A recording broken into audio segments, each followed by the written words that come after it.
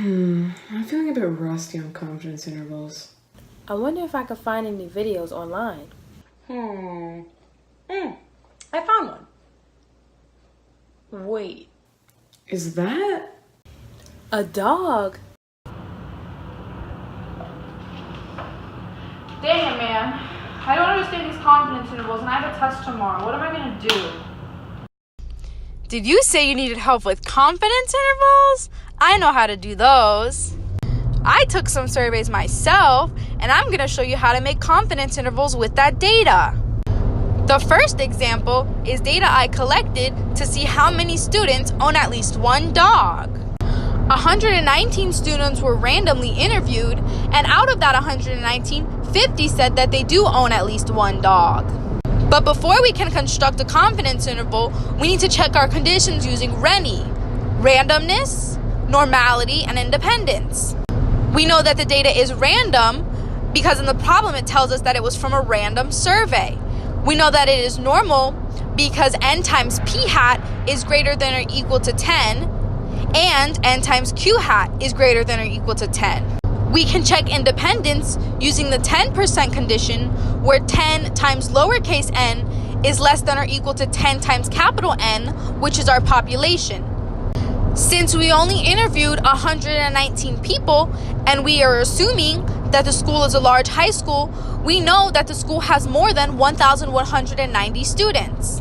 From this information, we know that our variable n is 119, and that our variable p hat, the probability from our sample population, is 0.4202.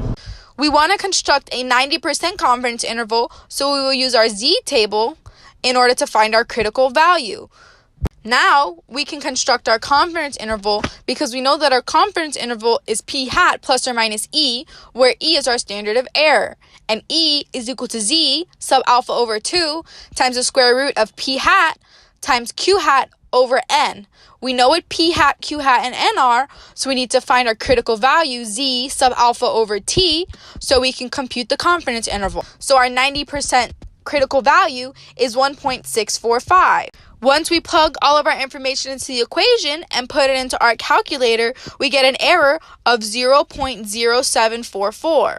When you subtract and add this to p hat, we get an interval from 0.3457 to 0.4946. So we are 90% confident that the proportion of students who own at least one dog is within this interval.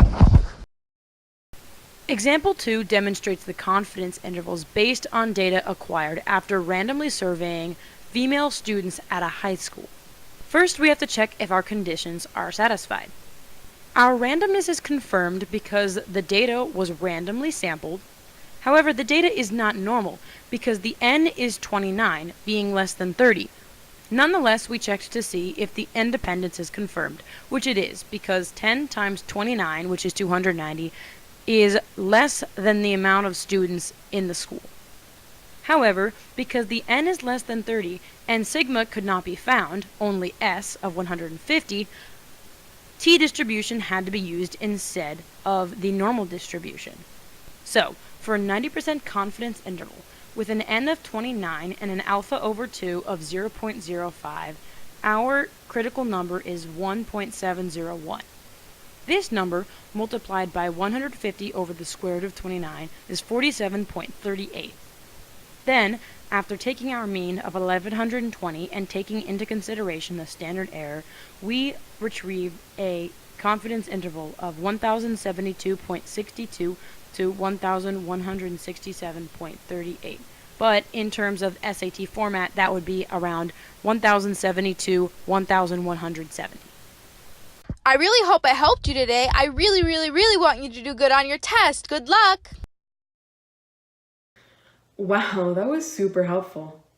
Now I feel super confident about confidence intervals. That dog can talk?